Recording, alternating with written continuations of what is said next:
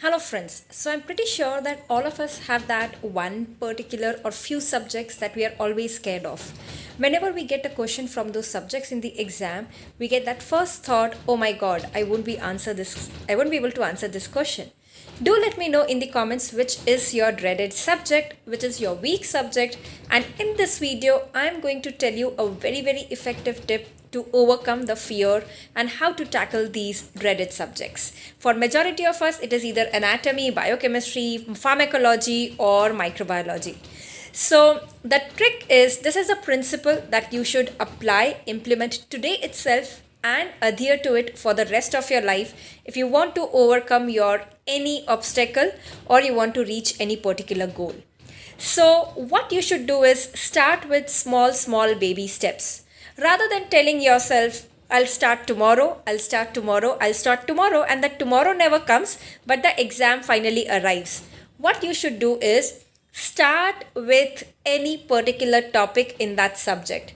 Start now. Whatever subject it is that you are afraid of, read any one particular topic right away.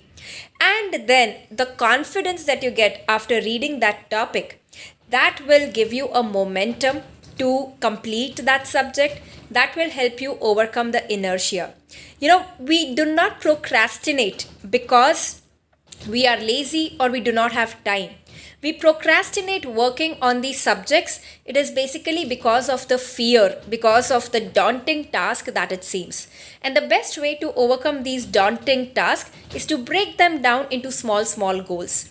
So right after this video, I want you to complete at least one topic of your dreaded subject and see the momentum that it gives you. And then when you wake up tomorrow, that feel good wala feeling will help you work on that subject more. So every day give at least 1 hour, 1.5 hours to this week subjects along with your daily targets and try and master this subject.